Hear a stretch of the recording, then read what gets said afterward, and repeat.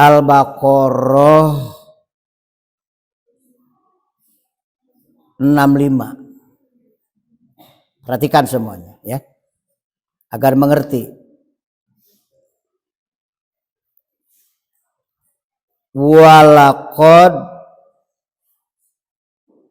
lam yang ada pada qad itu lamu qasamin, lam qasam. Qasam itu sumpah. Ya, so qasam itu bersumpah. Ada lagi yang menyebut lam itu taukid, qad itu taukid, jadi double. Kalau ada dua taukid dalam Al-Quran, dalam susunan ayat, itu artinya kalamnya kalam inkari, di mana yang dikhitobinya itu orang-orang munkar. Ya. Kenapa di sini pakai lam qasam dan juga taukid?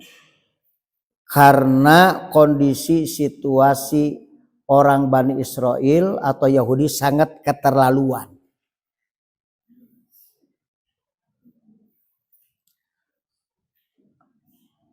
Walaqad, dan sungguh benar-benar alimtum, kamu sekalian tahu, arabtum tahu. Alladzina tadau, orang-orang yang melampaui batas. Dalam tafsirnya tajawwajul hadda, mereka yang melampaui batas. Orang-orang yang disebut melampaui batas itu artinya menabrak batas yang telah ditetapkan ketentuan-ketentuannya. Seluruh tatanan dalam hukum itu ada batas-batas yang jelas yang tak boleh dilanggar. Nah, Yahudi ini selalu melanggar batas-batas Allah. Bani Israel ini selalu melanggar batas-batas Allah. Ini keterlaluan. Minkum, di antara kalian, yaitu orang-orang Bani Israel, Yahudi, bisabti, di hari Sabtu. Apa yang dianggap melampaui batas bagi Bani Israel di hari Sabtu? Yaitu bisoidis samaki, dengan memburu ikan. Berburu ikan. Karena untuk orang-orang Bani Israel atau Yahudi, hari Sabtu itu hari suci. Hari di mana kalau di orang Islam itu hari Jumatannya. Bagi Bani Israel hari suci ibadahnya yang mingguan itu yaitu hari Sabtu. Orang Islam hari Jumat. Orang Nasoro hari Ahad. Kade mereka menyebutnya Minggu. Dan itu kalau kita lihat dalam sejarah, memang awal mula penamaan kalender itu dari Islam. Walaupun itu ada pada kalender Masehi. Coba apa awalnya? Harusnya membacanya Ahad dulu. Ahad, bukan Minggu. Ahadun itu satu. Ahad, itu hari ke-1. Senin, Isnin, itu dari Isnin. Hari kedua. Sulasa itu hari ketiga. Rebo, Arbaun, Ruba'ah 4. Khomis, hari kelima. Dan Jum'ah itu adalah hari berkumpulnya orang-orang. Jum'ah itu. Ya, baru Sabtu. Maka dengan demikian kalau kita melihat susunannya itu semuanya berasal dari Islam itu. Baik nama itu yang ada di Masehi ataupun di Islam. Hanya ada yang merubah. Kenapa jadi Minggu? Gak ada Minggu, yang ada Ahad.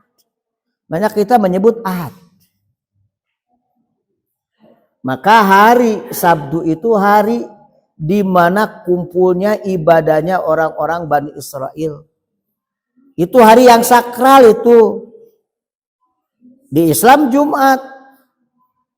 Di Nasoro Minggu, Ahad di urang maetat. Itu hari ibadahnya.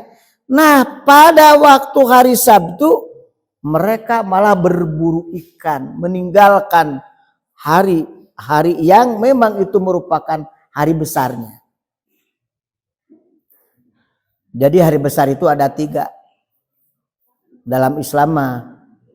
Satu, hari raya Idul Fitri, 2 hari raya Idul Adha, 3 hari Jumat. Jumat mah minggu tiap genep puasa kalinya tiap minggu. Tapi kalau untuk Idul Adha, Idul Fitri hanya 1 tahun 1 kali dan hukumnya sunnah. Berbeda dengan Jumat itu wajib hukumnya.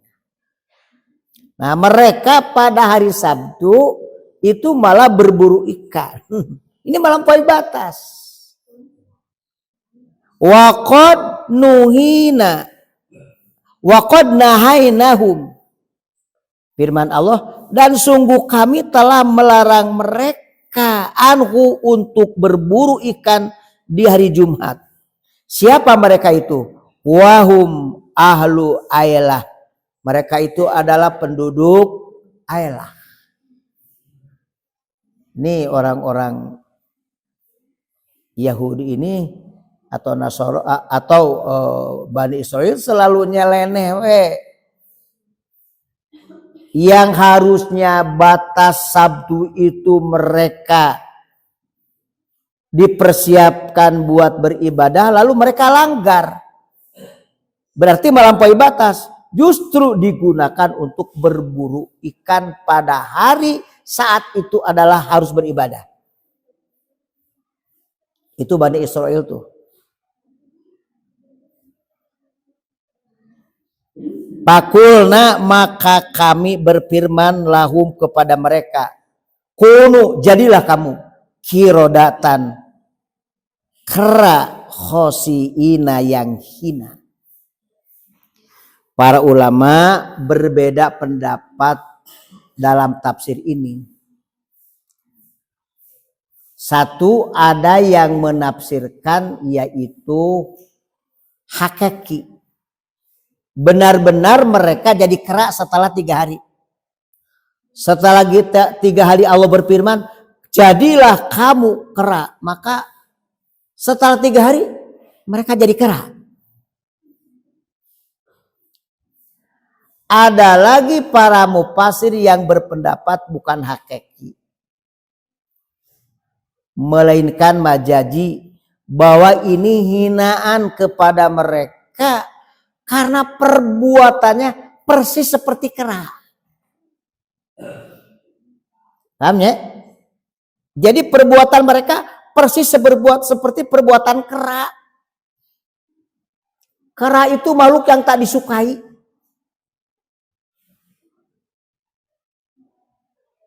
Terserah apakah ini tafsirnya hakiki atau juga majazi. Tetapi kalau dalam tafsir Jalalain ini diperjelas. Khosiina teh muba'adina, yaitu yang dijauhkan dari sifat-sifat manusia yang sesungguhnya. Mereka menjadi seperti kera aja kelakuannya. Pakanuha, maka mereka jadilah kera. Pakanu, maka ada mereka jadilah kera. Ternyata jadi kera beneran nih dalam Jalalain. wahalaku dan mereka binasa.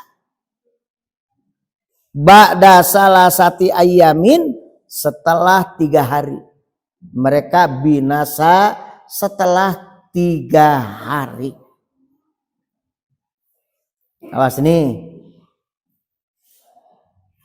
Ayat ini khitabnya ditunjukkan kepada ayat ini khobar. Ayat ini berupa khobar tentang Bani Israel yang memiliki karakter selalu melampaui batas. Siapapun manusia atau orang yang serupa dengan Bani Israel selalu melampaui batas, sama itu tabiatnya dengan orang-orang Bani Israel. Mereka itu pun sama akan mendapatkan laknat dari Allah Subhanahu wa taala. Paham tuh? Maka kisah di atas faja'alnaha ayatil kal ukubata, maka kami jadikan akibat tersebut nakalan di sini ibrotan, pelajaran. Seluruh apa yang dikisahkan dalam Al-Quran termasuk Bani Israel itu harus jadi pelajaran bagi siapapun. Ada orang yang berjalan dalam hak, ada orang yang berjalan dalam kebatilan. Mereka punya sejarah masing-masing dan akan kita lihat ujung dari perjalanan itu. Paham ya? Dalam Quran ada kisah-kisah para nabi, para rasul. Itu para pejuang di jalan Allah. Bagaimana ujungnya? Ada mereka penentang Allah. Ad, Samud, Fir'aun, Qorun, termasuk Bani Israel. Apa ujung mereka? Pasti ada sejarah yang menceritakan ujungnya. Dan orang harus mengambil pelajaran dari semua itu. Dalam tafsirnya, ibrotan maniatan, pelajaran yang bisa mencegah dari kisah Bani Israel tadi, min irtikabi mislima amilu, dari melakukan seperti apa yang mereka lakukan. Jadi kita punya pelajaran untuk tidak melakukan seperti apa yang mereka lakukan, karena itu berakibat dari perbuatan itu. Setiap perbuatan yang ada akibatnya itu harus dicegah, tak boleh terjadi. Jadi kita belajar bagaimana nasib Bani Israel setelah itu. Ternyata mereka dibinasakan Allah dengan perbuatannya. Dan kita mengambil pelajaran dari itu. Berarti isinya tak boleh seperti orang-orang Bani Israel. Karena perbuatannya itu akan ada akibat. Sama apapun kita melakukannya akan ada akibat. Pelajarannya adalah 5 baina yadaiha wa ma khalfaha.